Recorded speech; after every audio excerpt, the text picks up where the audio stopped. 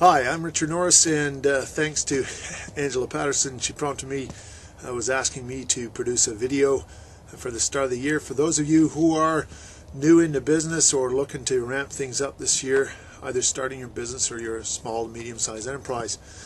And being as I am, I thought I'd be rather spontaneous and just produce this video sitting on my front doorstep. The sun's shining, snow's on the ground. As you can see by the breath coming out of my mouth that it's a bit cold today.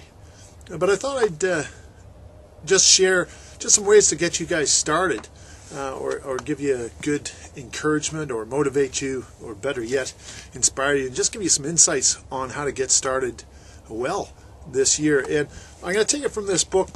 It's called The Business Expert Guide to Small Business Success. I was blessed with the opportunity to contribute a chapter on it entitled the 9 questions to ask yourself for focused and successful business development. It's really about the successful dynamics that come around business development. I've been doing this for the last 7-8 years anyway.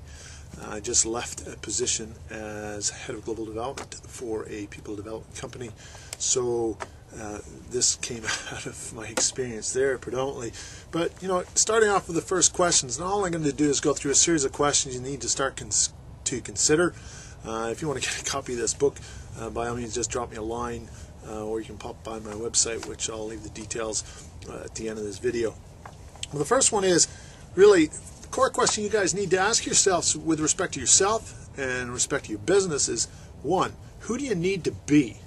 Okay, and then once you've established that, it really comes down to what's your identity that you want to have about that.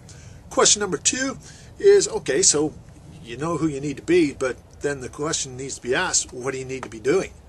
And really, and that comes down to writing out your action plan. I just spent the week leading up to Christmas while I was on full-time daddy daycare, just coming up with the action plan for me for this year and for my business. Question number 3, what are you looking to achieve?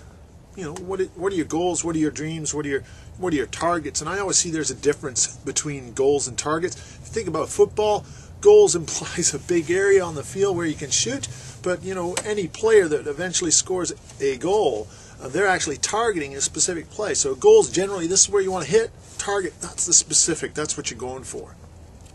So write out those goals and write out the interim targets, the stepstones to get you along the way. That's really important. Establish those key measurements that you're going to use to establish how you're playing the game. Business is a game, so how you're scoring. And there's going to be a car going by in a minute for my neighbors, so just bear with that. But post all these, whatever you're using to measure yourself up on a whiteboard or somewhere where it's really graphic so you can see that.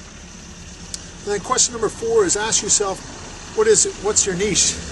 And this really comes down to, everybody's got a different definition for what a niche is, but really for me it's narrow it down. If you can get it down on a micro niche, get it down there. You want to own that space, because for me, I don't know what your definition is of a niche, but my definition is where you have no price competition. So please consider that. Question number 5. Okay, what's the profile of your ideal client or customer? Just like you, whenever I'm targeting, when I'm starting a new business initiative or a new plan, I'm thinking, okay, who's my ideal client? What's their profile? What do they think like? What do they look like? What do they behave like? Where do I find them in the highest concentration? And one of the qualities is they're going to pay, and they're going to happily pay because they're going to be an A-class client. And you need to define that for yourselves. So write out that detailed profile, because guess what? When you write it out, they happen to show up. And most businesses that I've coached over the years, that's one of the first things that I usually get them to do, because they said, unless we know what that is, we could be a shotgun, whereas what we want to be is to help you guys, and ladies of course, be lasers. Question number 6, where can you find your ideal client in the highest concentration? I know I just made reference to that, but think about it. Where do they hang out? Do they have a specific magazine they read? Do they hang out at a local pub? Do you find them meeting on street corners? Do you find them in specific groups on, say, some of the social networking sites? Find out where they are, hang out there, contribute where they are, add value to where you find them, and the odds are they'll start gravitating your way. because this is really about how do you attract business. It's not going out hunting, it's not going out and finding, it's not going out and seeking. It's about how do you make yourself attractive. Course number 7 is what are the needs of your ideal client? Ultimately, you've got to figure out, put yourself in their shoes and figure out what is it that they're looking for? What are the benefits that they're looking for? What's their needs? What's their wants? And what is it that you have that delivers on them? And if you don't, then figure out how you're going to match up with what they're looking for. So do your research and list those key features for your product and service, and then match that up with the benefits that they deliver to your target, your niche market. And question number 8, what makes you unique? There's a lot of people say, oh, it's our quality, it's our service. In some instances, people even say it's their pricing or their packaging. And quite honestly, just be blunt, I just say, so what? Makes no difference to me.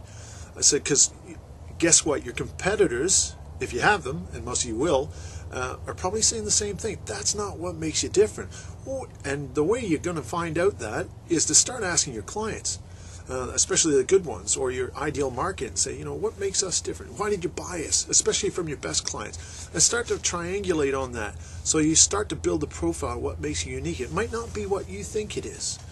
So that's something as an exercise to go about. So you can ask your team, you can ask your neighbors, you can ask clients, you can ask friends, even competitors if you want to be that bold. And then number 9, what's your guarantee? Every organization, every company, every business must have a guarantee. If you want to differentiate yourself, if you want to lower the threshold of resistance to buy whatever it is you're offering, then you must offer a guarantee. And there's loads of hints and tips and ways to do that, but I don't have time to go into that here. So hopefully once you've got that guarantee, post it everywhere. I mean, once people know what it is, they're more likely to buy. You're comparing yourself apples with your competitors. You've got a guarantee, they don't. The odds are stacked in your favor. They're going to choose yourself. And so just like to finish off there, hopefully that's given you some good ideas, hints and tips. If you want, grab a copy of the book. If you want a link for that, it's Business Expert Guide to Small Business Success. There's 21 chapters in this book, great reference book to have on your bookshelf. So on that, just like to say thanks very much. Have a great day and have a successful business. If I can be of any help, drop by drrichardnorris.com, and I look forward to speaking to you. On that, take care. Be awesome.